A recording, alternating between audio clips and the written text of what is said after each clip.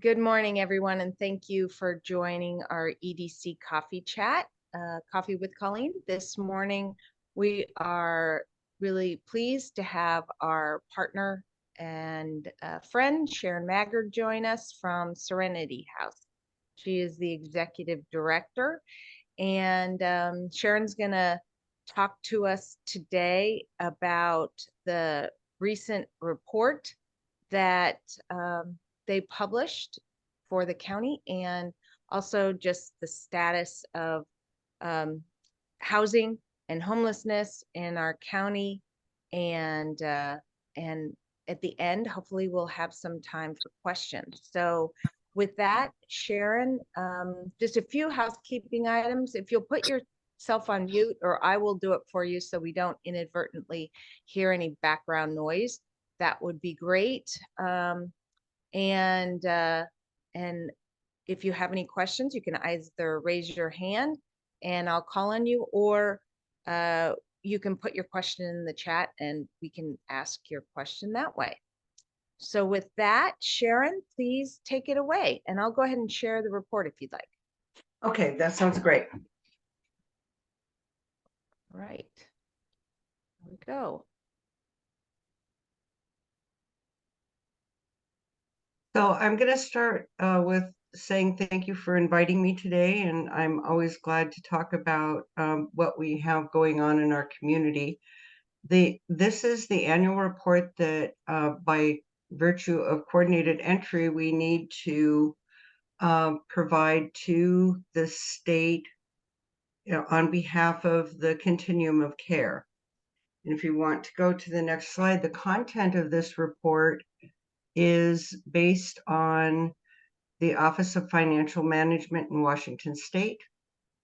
It will cover demographics, medium income versus how much rents cost, our point in time count, which is coming up again, which I'll cover in a little bit, some of the causes of homelessness, what we have as wait lists to access low-income housing, the number of people that we serve throughout all the agencies in the area, and the funds spent in Clallam County on the homeless response. And then over the years, we have goals for 5 years. We started a new committee last year that is called the Housing Solutions Group, and I'm sharing their pipeline on their approval in this report. So next page.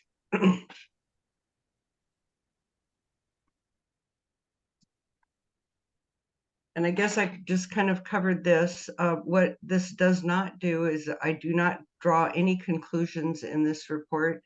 I do have a couple of recommendations, but no real conclusions, as we have two entities that are working in this, and one is the Homelessness Task Force, and the other one is the Housing Solutions Group. And it's our job on those teams, which I am a member of both, to come up with the things where we will direct our money for the next 5 years. Next slide.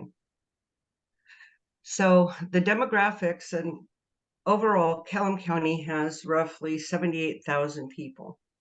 And our demographics, we're 87% white. We've got about 1% Black individuals. American Indians are about 6%, which is higher than the state of Washington. And we have a few Pacific and Asian Islanders, but we have a fairly decent size, almost 7% of Hispanics, which we serve on the West End. There is a community of Hispanic people on the West End that we work with very closely. We did ask how many houses are under construction, what kind of apartment buildings we have, and we'll be gathering those numbers every year in a different fashion. But as you can see, the number of houses that we have in Clallam County is about 3,800 or 38,000, I should say.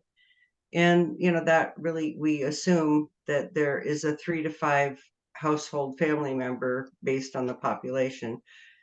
What we do know is that 72% of them are owner occupied and roughly 28% are rentals. Next slide. Sharon, Yeah. what's the definition of underhoused? I see 2% of residents are homeless and 2% in Clallam County are underhoused. What is the definition of underhoused? So underhoused could be a person that's living in a garage. It could be a person that's couch surfing. Okay. It could be a person that's living in a trailer, a dilapidated building on a piece of property. Okay. So geez, about 1,500 people then are homeless if 2% of our population, 78,000, 1,600 people. That's a lot. Well, underhoused doesn't necessarily mean that they're homeless. But I Under mean, the homeless is 2% though. So 2% of 78,000. is roughly 1,500, yes. Yeah. So I just commenting, that's a lot of people. Yep. But, okay. All right. And I will be putting this report in the chat for anyone that would like to download it. And you can find it on the Department of Commerce, and it can be found on our website. So if you miss it here, there's other places to get it, or you can just let me know. So our median income is roughly 54,000 a year, and I've really broken this out by age group because I really think that when you talk about under 25 at that low income, and these are a lot of people that would be considered underhoused as well. They live with their parents and they can't find apartments. So, not all of those people are definitely out on the street. There's just not apartments and things for them. But with the incomes that they make here, they can afford housing. The other end that I'm always concerned about, and I'll talk about this in a little bit, but we have a growth rate of homeless population that is about 37%, and it's all over 55.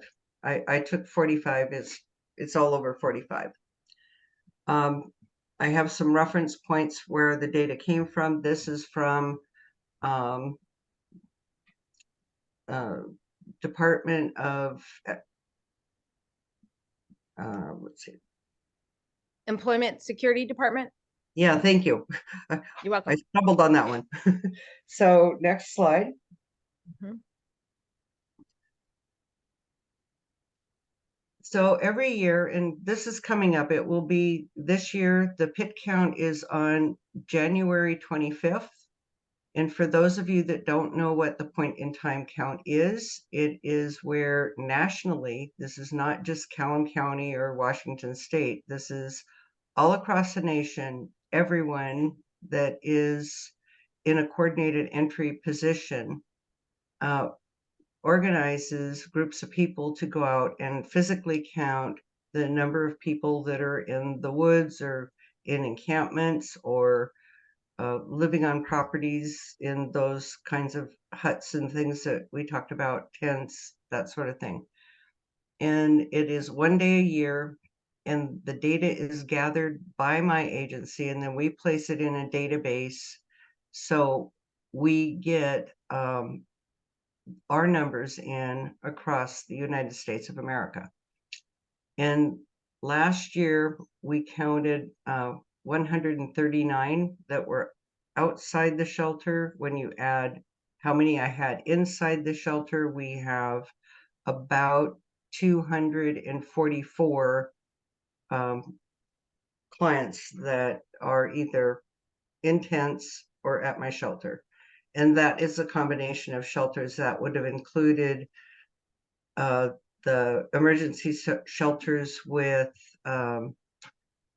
Healthy Families, Sarge's Place, and all the other agencies that have temporary stays. And this is really where I show the demographics that are above 45 and 55 and older. And as you can see, in 2021, we were at 60, and now we're pushing towards 89 in there somewhere. And the reason why this is important is that typically these people have disabilities, and typically they have lost housing because they lost a spouse and that other income isn't there, or they are hoarding and the landlords push them out for hoarding purposes because it's dangerous to have them in an apartment building that might burn down. And typically we don't have the resources in this area to work with people to help them declutter, to do home care type services, where you have a person that comes. We have hospice care, but we don't have that thing that is between hospice care. We don't have enough nursing homes. I have 3 people in one of in my apartment buildings right now, which we have roughly 62 apartment buildings, and I have 3 people in there that really could use adult protective services and really could use a nursing home, but there is no nursing homes available for the homeless demographic. Got it. So I just want to point out in your middle table there, what jumps out to me is that in Clallam County, the American Indian population is just under 6%, 5.6%. But of the homeless population, it represents 14%. yes. Yeah. And I guess another question I have, you talked about 139 people and 244 people between the shelters and in tents, but yet homeless was 2% of our population, so 1,500 people. So why the difference in the numbers? Oh, because we cannot go into people's garages and count them. But I thought that was under house. It is under house, but you, the guidelines for the pit count are, if you're over 18, you are not considered homeless if you live in somebody's garage. So that is nationwide. You're not considered homeless if you're living in an RV on somebody's parking, on somebody's lot. You're not considered homeless if you're living in a shed on somebody's property, and we cannot go on to the property to count those people. Okay. But so the definition of, I thought it was 2% were under house. So those people in RVs and sheds and garages and on someone's couch. And then another 2% was homeless. Okay, by definition, under the pit count, homeless is if you're living in a tent on public land or in parks or in the woods or under a bridge, if you are living in a shelter such as mine. And right now our shelter has the capacity to sleep 152 people a night. Sharon, I have a Got it. question. What do you if someone is living in their car, is that homeless or under sheltered or what? If they're living in their car, they are considered homeless and they're part of the pit count. Okay, thank you. Okay, got it. So the difference, yeah, the living in the car probably is representing part of that homeless 2%. Got it. Okay, thank you. Next slide. Okay. So this is about kind of the reasons that I see from my perspective, of course. The reason why we have homeless is there's a lack of affordable housing, for one. Rental prices increase, and there is no limit on the rental increases. The aging population, it is just medically unable to care for themselves in their apartment buildings, and they end up evicted. Mental health, substance abuse, I mean, we consider those as being the highest reason, and part of that's true, but you don't know whether you've got a chicken or the egg. You don't know what's causing or driving that substance abuse. And then HUD doesn't cover full rental costs. And you'll see that in what I'm showing you below. In where it says fiscal year 2022 fair market rent is paid by the lower one. So as you can see, an efficiency apartment will only get paid out $804 in our subsidies, but an efficiency apartment in our community is $990 a month. So they're starting out with a $190 deficit.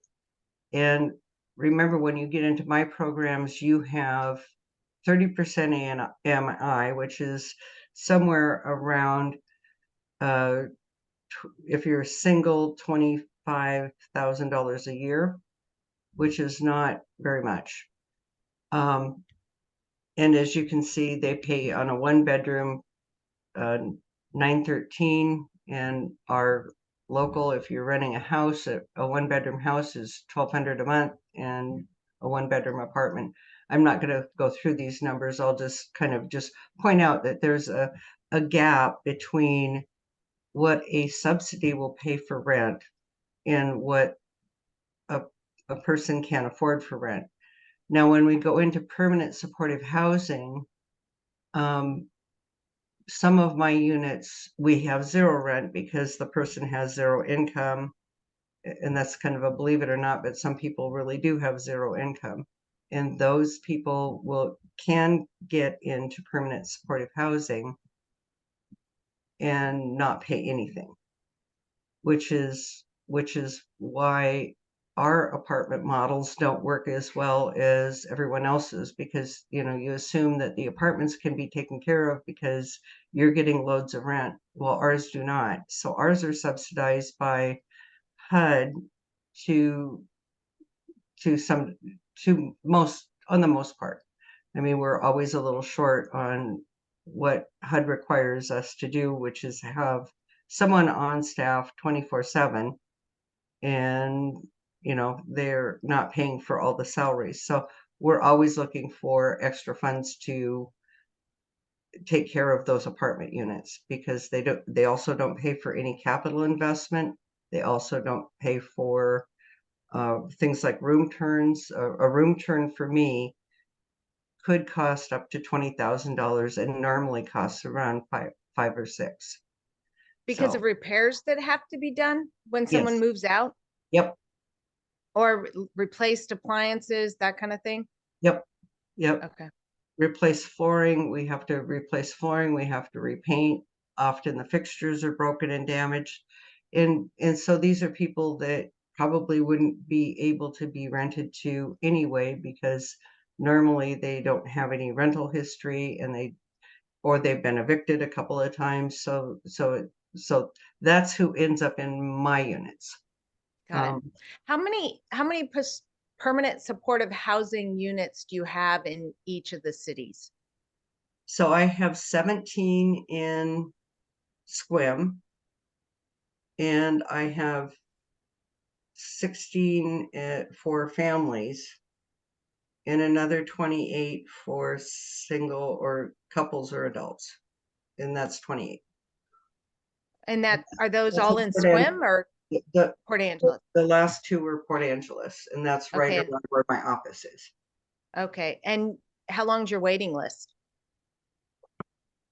It could be a long time because because either the people pass away or they end up back in jail. So this year I had 5 openings for those very reasons, and we filled them with our waiting list, which is about 40 people long, I think, right now. Okay. Our, a lot of the people that we move those people from our shelter into our housing usually. I mean, that's the Got it. usual path. And we take referrals from PBH and other agencies. Okay. Thank you. So I know this one's an eye chart, but this really tells you we have in my program the people that are actively looking for housing. Then we have Peninsula Housing Authority's waiting list. And then we have our shelter supply. So as you can see, our shelter supply in permanent supportive housing, we have 95 in total in the community. And that permanent supportive housing is what our over 45-year-old people, that growing population, needs. Is they either need that or nursing homes. So that's an area that I always encourage us to look at when we're talking housing solutions and we're talking the population that we need to get off the street. I will let you guys absorb that. So if you have any questions in there, you can ask them. Our waiting list that we have up above is for all the agencies. Serenity House, we have 108. Healthy Families has 11. Forks has 10. Peninsula Housing Authority has 1,008. PBH has 45 people on their waiting list, and Sarge's Place has 6. So, so again, that covers that population of that 2. That's part of that 2% population. I know that in the second table, location, there are no units of Peninsula Housing Authority in Squim. Do you know why that is? No, I don't. We could ask Sarah that. Yeah. I mean, these are their numbers from Right. from. Mm-hmm. But so the other question I have is under owner, the second to the last column of the second table. I thought these were all PHA, but what is SHCC? Oh, Serenity House, Clallam County, and LIHTC? Yeah, so these are owned by Peninsula Housing Authority. Well, for example, the Burke Place Apartments. My agency owns a property and Peninsula Housing Authority runs the property. Oh, okay, So they manage it. yeah, so they manage it. So I think LTHC. LIH, yeah. I don't know. That's Okay. that's a question for Sarah. Okay. Okay. I will know that question next year. I bet it's low income housing transit. Oh, oh, it's just under a different program. Okay, yeah, Okay. I'll make sure I know All that. right. Leave it to you to ask all the tough questions that I don't know the Sorry. answers to. Sorry. Curious minds, right? Exactly. So, Okay. any other questions from anyone else? Okay. Yes, I had one on the tribal question. 14% um, are the homeless that have tribal connections, are they from local tribes or tribes from outside the area or both? Do you know? We only have maybe 1% of the population outside the area, so they are all local. Mostly. Okay. And do the local tribes, both in Jefferson and Clallam, have programs to help them as well? Yeah, so we work with Macaw, Pulaiute. We work with all the tribes in their programming. And if we have a homeless person downtown, we'll try to connect them with their tribes. We have 3 or 4 agencies, and I think this is where our partnerships work out really well in the community.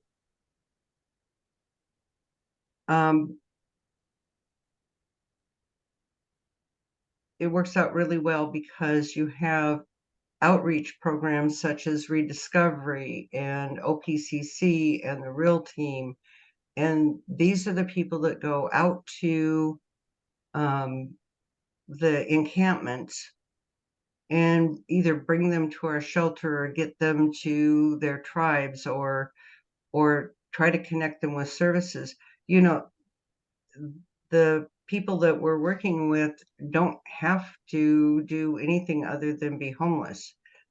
If they don't want to, we can't make them.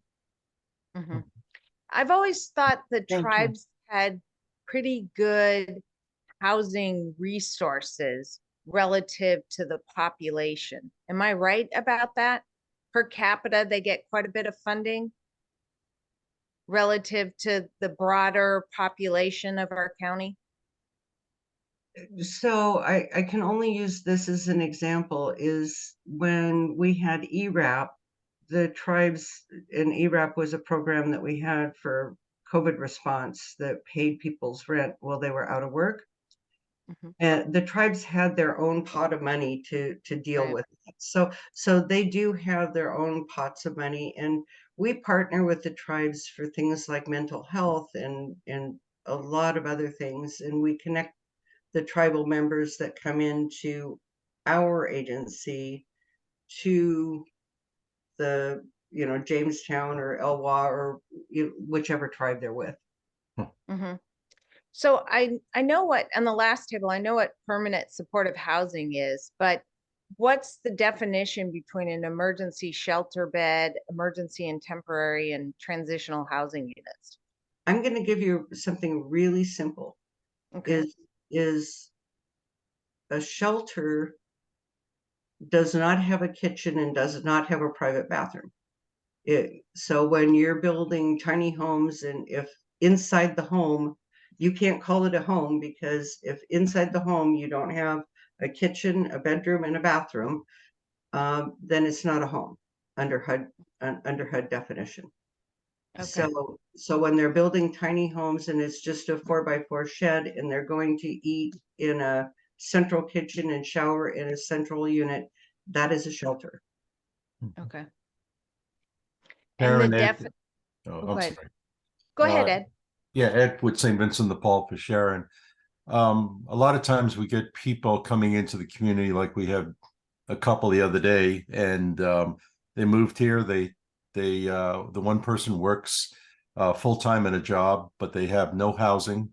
They're staying in a motel at the moment, and we try to be a source of referring them to places like yours. So my question to you is, if I have a single person, or let's say there's a couple that are partners or a family, and we end up referring them to you because we're not emergency housing, can you tell me the process they go through, or are you able to accommodate each of those groups with emergency housing in the short term? So a couple without children can always go to our shelter. We have a co-ed section in our shelter where they can be. Right.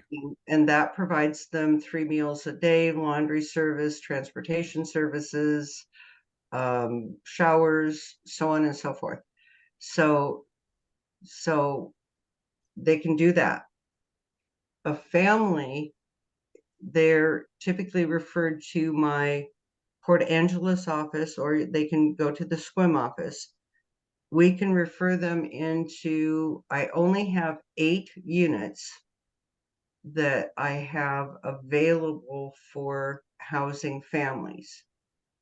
And that is on my Evergreen site. And typically we get them into some sort of housing within about 70 days.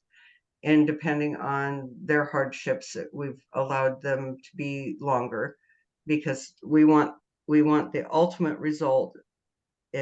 People being at our family shelter is for them to be housed. Hotel rooms were hot and plenty during COVID, because every agency under the sun had money for putting people in hotel rooms and doing long-term stays in hotel rooms. But those funds, actually, if we use those, then I cannot pay ongoing rent for some of it. It comes out of the same bucket as a rental. So Right. our preference is to get them into some form of housing. But for those 70 days, that family could be homeless. Is that what you're saying, until something is available? If they can, I can place, as long as they have a housing outcome, I can pay for hotels, but they have to want to get into housing. I see. Okay, So thank they you. need to get on your housing list, and then you can pay for a hotel room until something opens up. Yes. Okay. Good to know. Do you want to go to the next slide? Sure. Okay. Okay. This slide is the total number of people provided services. Now, those services could be anything from emergency shelter down to, we gave you hen supplies or housing essential needs. And I will firm these numbers up for next year. And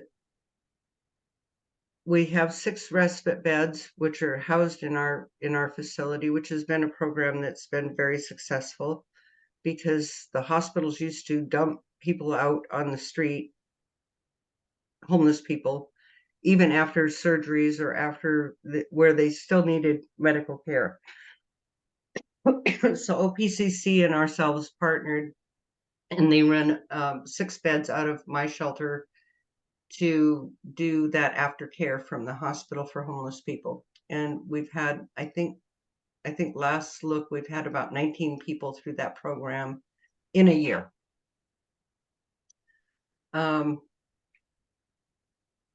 So we talk about, I think somebody asked a question about hotels.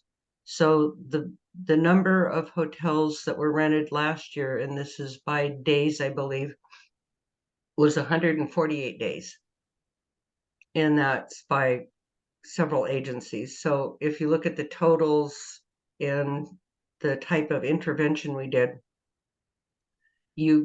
and I've got some paramedic calls. Next year, I plan to bring in police calls and that sort of thing, and try to get a full picture of what this costs our community, or what this looks like in our community.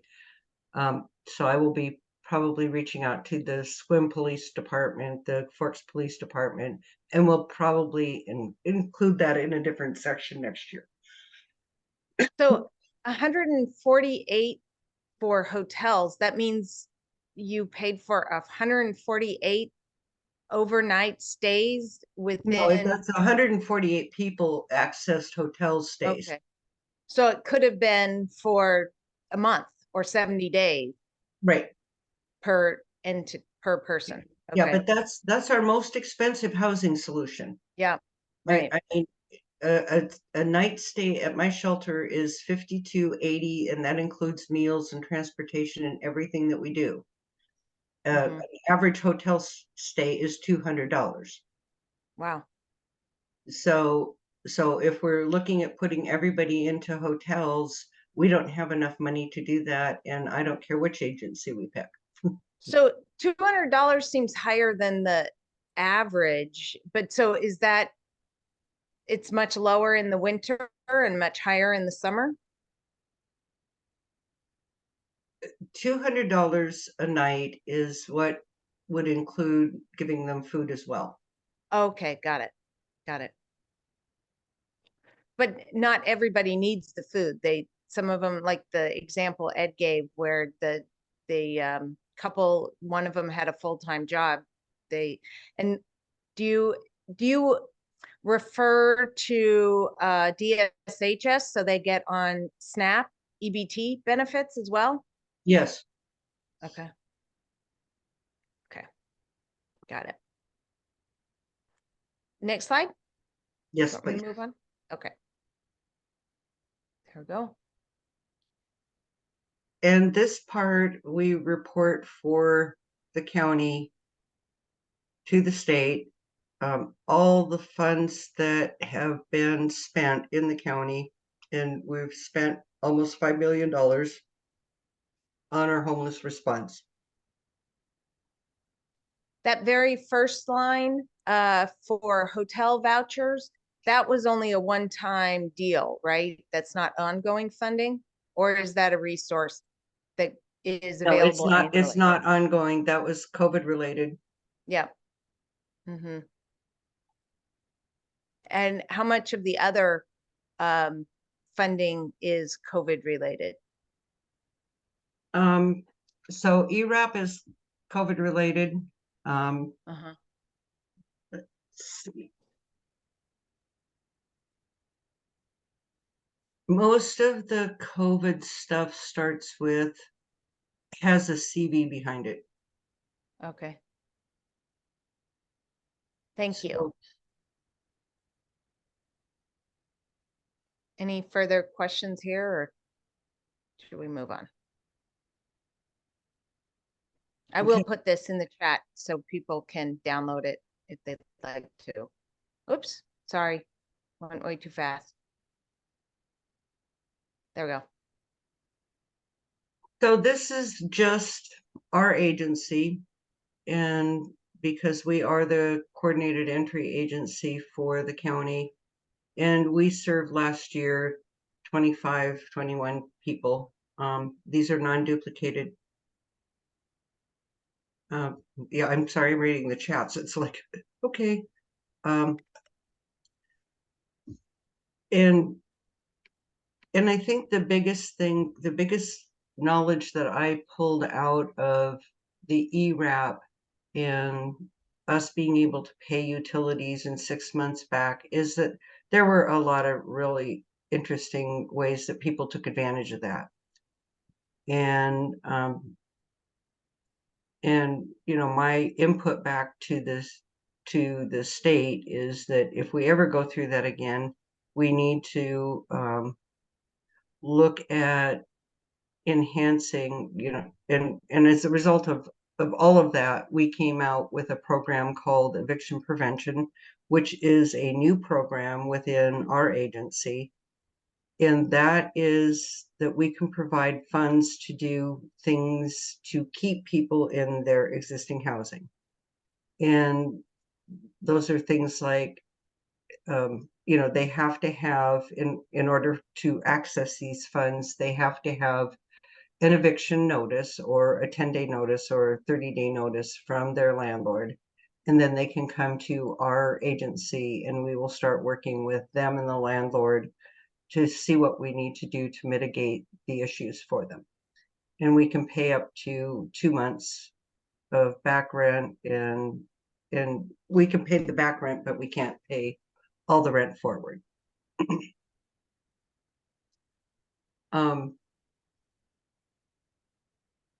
We had 669. These are non-duplicated numbers, so if they stayed at my shelter for a year, it's just counted as one person. But last year we had 669 people stay at our shelter. And so there's no limit for how long someone can stay at a shelter? Not mine. Okay.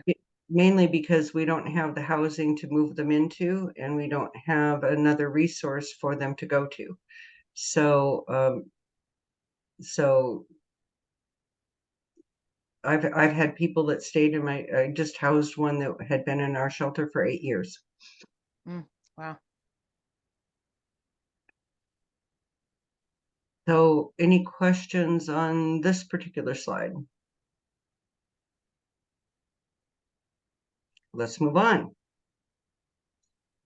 Okay, this is about our housing solutions group, and these are the things that are in the pipeline for funding from our various sources, and for our agencies to get together and support. I like the model of everybody's getting behind one agency and making sure that that agency's program gets off the ground and completed, you know, and I will use Habitat for Humanity. You know, I really support that in lieu of trying to get a new program for myself. I just think that this, because we have such limited funds, I think we only get, I don't even know how much we get, but we don't get enough funds to go around and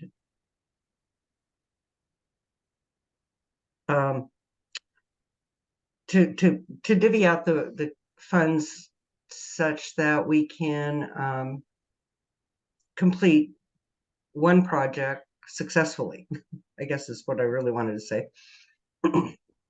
And the habitat model is pretty unique in that if you spend any government money, government dollars, even $1 on a project, you have to pay prevailing wages, which Yep. our county's wages are actually higher than King County's. It's a travesty of justice, if you ask me, and it's the system that Ellen and I created. And then also the cost of materials are quite high. But so if PHA or Serenity House or anyone uses the any government dollars, county, state, any federal, then they have to pay the higher of Davis-Bacon or prevailing wage, which is set by the state. And our state wages are about 40% higher than the federal Davis-Bacon mandated wages. But with Humanity, because they use so many volunteer hours, they only have to pay the project manager a prevailing wage. And then everybody else is, you know, volunteer or self-help hours. So it's quite a bit less per foot to build with Habitat for Humanity than it is any of our other housing partners. And they get so much donated materials as well.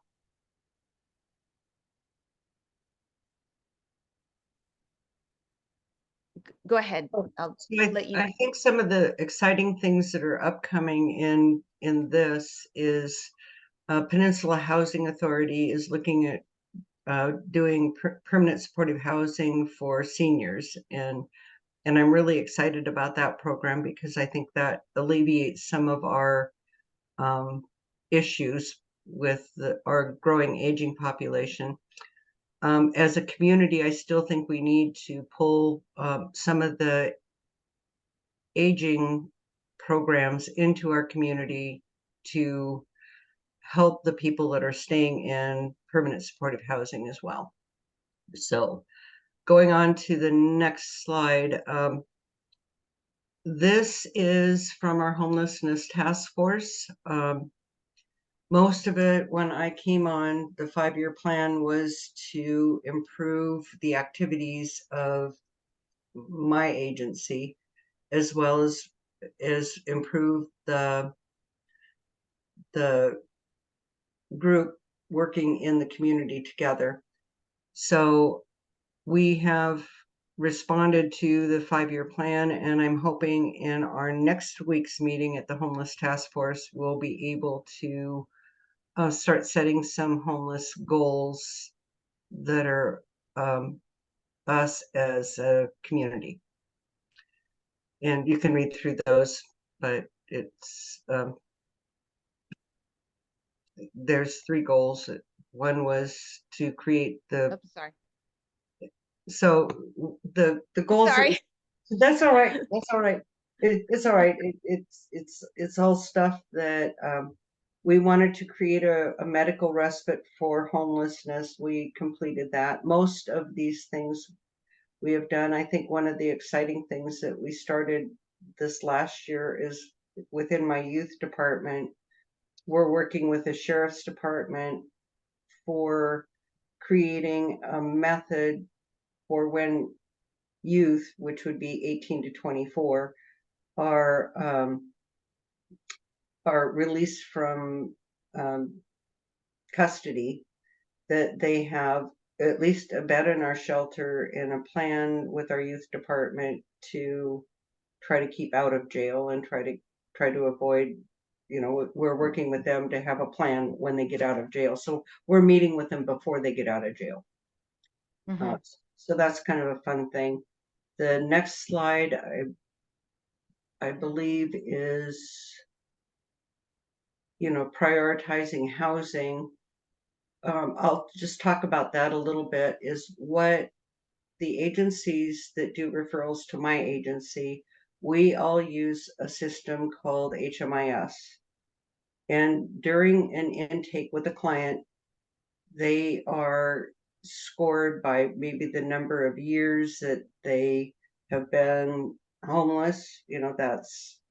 That renders a certain amount of points. They're scored with whether they have children or whether they're a veteran, whether they're so all of this is a collective score, and that creates what's called the by name list. So the person with the highest score will end up being the first person that all of us are working on to house. And it doesn't necessarily mean that we're not working on everyone to house, but that is how the prioritization comes into my program, which is the permanent supportive housing. And that by name list is reviewed with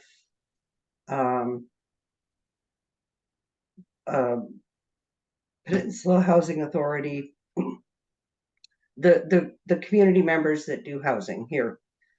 So it'll be PBH, and anytime there's a referral, OPCC, all of the agencies attend a Wednesday meeting at 2.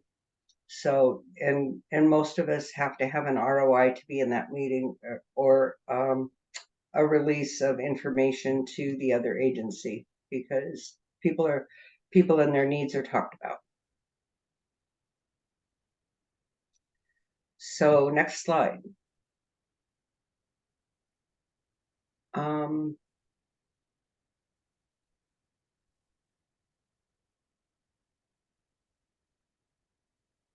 For the most part, these are ongoing items, because they are associated with long-term rents, trying to get some of the partnerships with the juvenile detention. And I have to do a shout out to my youth department. They're working with juvie really well, and the agencies within are.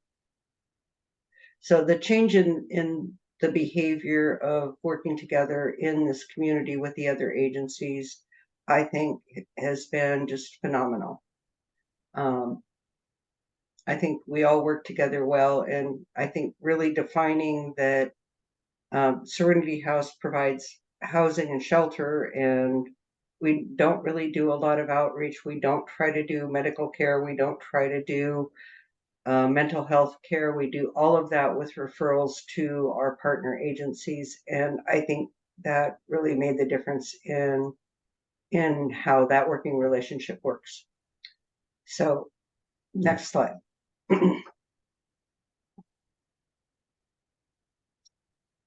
And then this one, for the most part, we really have to work on our numbers for the pit count.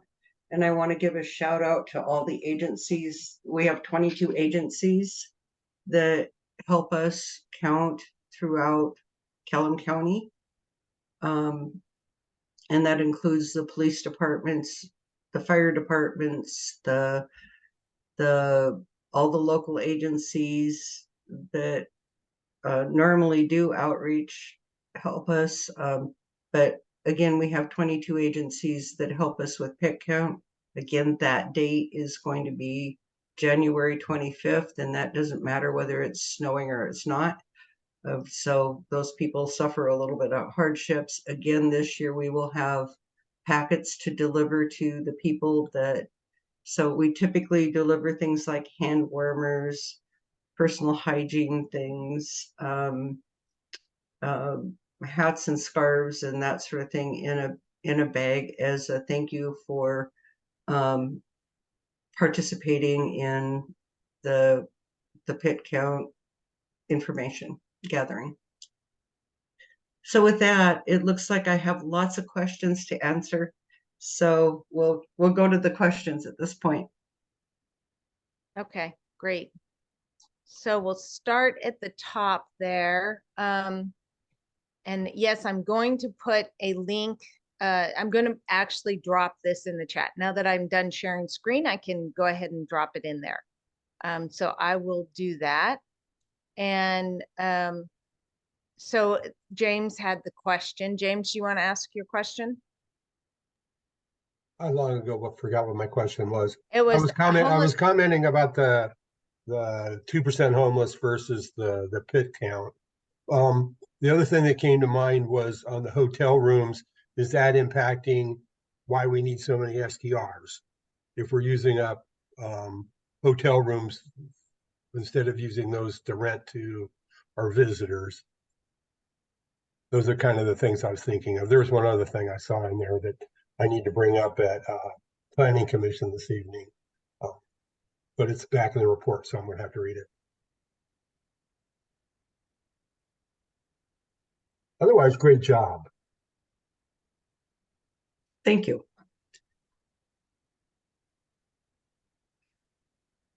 So, but your question was about homeless pit count nowhere near approaches 2%. And so is Right, that, but I thought you addressed it well. okay, about the people living in cars. I think that's a big element that. But I mean, those numbers are so far apart. I mean, the one was 1,500 and the other one was 150. You know, that was a factor of 10%, times 10.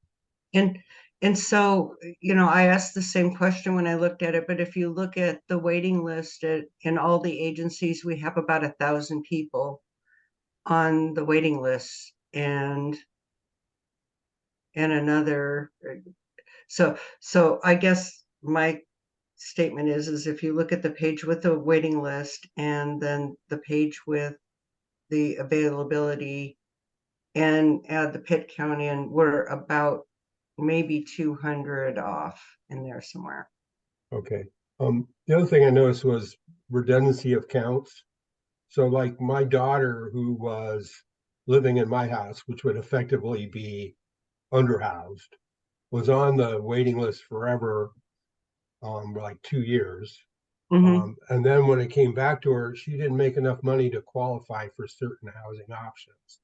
Now, luckily, we got her to work at the mill and she now rents her own house. But, it seems like, if it comes to your agency and then it goes to another agency, I'm going to apply for every agency I could possibly apply for if I needed housing. But I think you have a lot of duplication in your counts, in your totals. Did that make sense? Because I'm gonna apply for every option I can find. Okay, so in order to, and I'm just gonna pick on Peninsula Housing Authority. In order to get onto the Peninsula Housing Authority waiting list, you have to come through coordinated entry. And that would be my agency. And then we provide that referral over to Peninsula Housing Authority. So you really can't go to all the separate agencies to apply. Yeah, I just noticed some of those numbers. Looks like there might be a lot of repeats, because that one number was 24,000. I don't remember what slide it was, but you had a total of 24,000.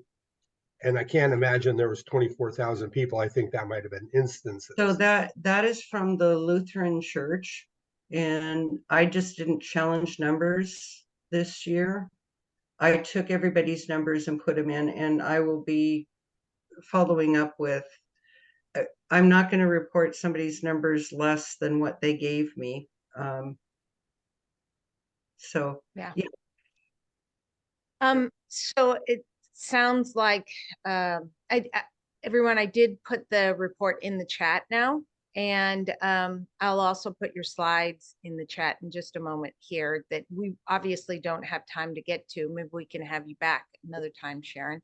But Julia had a question. Do you offer any kind of rehab for the people who are subsidizing their housing so that they can become independent as opposed to staying until they die or end up in jail, as you put it? Actually, I felt like Sharon answered that when Okay, she great. said that when she was talking about the partnerships. Okay. So thank you, Colleen. So Yeah. so I do want to follow on with that, and I think this is kind of the failing of our system, is that once I put somebody in a house to live, they have the right of refusal for any services. So they have to agree to let Peninsula Behavioral Health in. They have to agree to, I cannot force them, is what I'm saying, is that once they are in a house, they do not have, they can just say, no, I don't want any services. No, I don't want counseling. No, I'm here and I'm happy. How often does that happen, Sharon? All the time. Huh. Okay. And then the one I did want, I see if somebody comes into a shelter with a pet, a dog or a cat or something, they are allowed to bring them in with them. We have rules around that. They have to be kept on the leash. They have to be in control of their owner at all times. They can't be left at our site without a person with them. And that's about that. And people in permanent supportive housing can have pets. They put cats on leashes? Yeah. Really? Okay. I've never owned a cat that did well with the leash. So I have a question of what is the difference between Serenity House and OLICAP. OLICAP is coordinated entry for Jefferson County, and Serenity House is Clallam County's coordinated entry. We don't do much work in Jefferson County, but OLICAP does some work here because they have one program that we don't have, and that is they can do some funding for people that are delinquent in their mortgages, but otherwise we run the same programs. Got it. All right. Well, it's 9:02, so we've gone over just a bit, but boy, Sharon, really appreciate not just your presentation today, which was obviously really thorough and answered a lot of questions, but also all the work you and your team do day in, day out. And it's just so important for a thriving community. So thank you. And please pass on your thanks to your team, our thanks to your team. Thank you, and everybody have a nice holiday. Thank you. Great. Thanks, everyone. Bye-bye.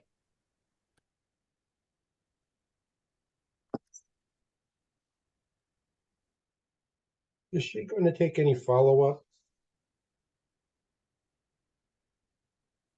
No, Okay, because I the think she's question I already jumped had out. was,